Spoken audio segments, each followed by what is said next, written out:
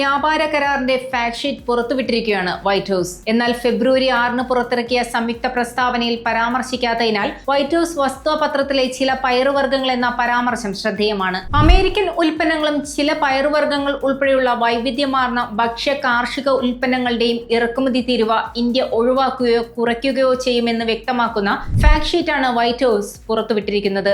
US വ്യാവസായിക ഉൽപ്പന്നങ്ങൾക്കും dried ഡിസ്ലെസ് grains, ചുവന്ന ചോളം, ട്രീ നട്ട്സ്, ഫ്രഷോ സംസ്കരിച്ചോ ആയ പഴങ്ങൾ, ചില പയറുവർഗ്ഗങ്ങൾ, സോയാബീൻ ഓയിൽ, വൈൻ, സ്പിരിറ്റ് തുടങ്ങി വൈവിധ്യമാർന്ന അമേരിക്കൻ ഭക്ഷ്യ കാർഷിക ഉൽപ്പന്നങ്ങൾക്കും ഇന്ത്യ തീരുവ ഒഴിവാക്കുകയോ കുറയ്ക്കുകയോ ചെയ്യുമെന്നും ഫെബ്രുവരി 9 വൈറ്റ് ഹൌസ് പുറത്തിറക്കിയ ഫാക്ട് ഷീറ്റ് പറയുന്നു. USഉം ഇന്ത്യയും തമ്മിലുള്ള ഇടക്കാല കരാറിന്റെ പ്രധാന വ്യവസ്ഥകൾ വിവരിച്ച ഫെബ്രുവരി 6 സംയുക്ത പ്രസ്താവനയിൽ നിന്ന് ഈ ഭാഗം വ്യത്യാസപ്പെട്ടിരിക്കുന്നു എന്നതാണ് ഇപ്പോൾ ചർച്ചകൾക്ക് തുടക്കമിട്ടിരിക്കുന്നത്. കഴിഞ്ഞയാഴ്ച പ്രസിഡന്റ് ഡൊണാൾഡ് ട്രംപും പ്രധാനമന്ത്രി നരേന്ദ്രമോദിയും തമ്മിൽ നടത്തിയ ഫോൺ സംഭാഷണത്തിന് പിന്നാലെയാണ് ഈ സംയുക്ത പ്രസ്താവന വന്നത്.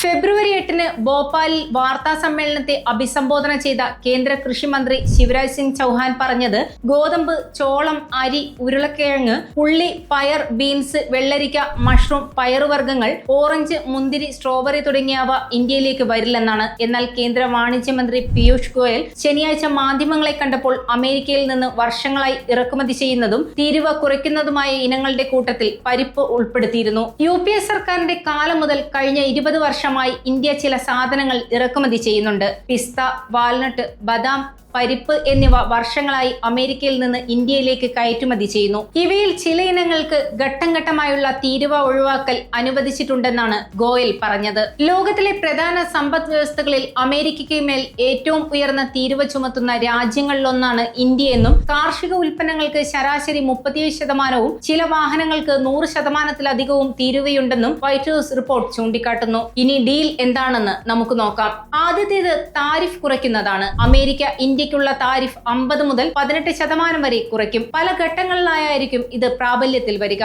രണ്ടാമത്തേത് ഇന്ത്യൻ മാർക്കറ്റിലേക്ക് US-ൽ നിന്നുള്ള ഉൽപ്പന്നങ്ങൾ എത്തിക്കുന്നത് സംബന്ധിച്ചാണ്. അത് എങ്ങനെയാണ് ചെയ്യാൻ പോകുന്നതെന്ന് നോക്കാം. അതിലാണ് ഇപ്പോൾ പുറത്തുവിട്ട ഫാക്ട് ഷീറ്റിലെ കാര്യങ്ങൾ ഉൾപ്പെടെ ആശങ്കയാവുന്നത്. മൂന്നാമത്തേത് സ്റ്റീൽ, അലുമിനിയം, കോപ്പർ പാർട്സുകൾക്ക് ട്രംപ് താരിഫ് ഇല്ലാതാക്കും എന്നതാണ്. ഇനി ഇതിലെ മറ്റൊരു വശം പരിശോധിച്ചാൽ ട്രംപ് ഇക്കാലത്തിൽ പ്രഖ്യാപിച്ച ഇറക്കുമതി നികുതികളെ സംബന്ധിച്ച കേസ് സുപ്രീം കോടതിയുടെ പരിഗണനയിലാണ്. എന്നാൽ മെറ്റൽസ് ആ കേസുകളിൽ ഉൾപ്പെടുന്നില്ല. കരാർ സംബന്ധിച്ച പല കാര്യങ്ങളും ഇപ്പോഴും രഹസ്യമായി തുടരുമ്പോൾ ഇന്ത്യൻ സർക്കാരും പ്രധാനമന്ത്രിയും മറുപടി പറയേണ്ട 3 ചോദ്യങ്ങളുണ്ട്. ഒന്ന്, ഇന്ത്യ കാർഷിക മേഖലയിലും കോംപ്രമൈസ് ചെയ്തോ എന്നാണ്. ഇന്ത്യയിൽ ഏതാണ്ട് 4 മില്യൺ സോയാബീൻ കർഷകർ ഉണ്ടെന്നാണ് കണക്ക്. US-ൽ നിന്ന് കുറഞ്ഞ നിരക്കിൽ സോയ പ്രോഡക്ട്സ് എത്തിയാൽ എന്താവും അവരുടെ ഭാവി? അതേപോലെയാണ് മണിച്ചോളവും. ഇന്ത്യയിൽ കൃഷി ചെയ്യുന്ന പ്രധാനപ്പെട്ട ധാന്യങ്ങളിൽ ഒന്നാണ് മണിച്ചോളം. രാജ്യത്ത് ഏതാണ്ട് 8 മില്യൺ ഹെക്ടറിൽ മണിച്ചോളം കൃഷിയുണ്ട്. കന്നുകാലി ഫുഡ് എന്ന തരത്തിൽ മണിച്ചോളം ഇറക്കുമതി ചെയ്താൽ അത് കർഷകരെ ബാധിക്കില്ലേ? 2, ഇന്ത്യ റഷ്യയിൽ നിന്ന് എണ്ണ വാങ്ങുന്നത്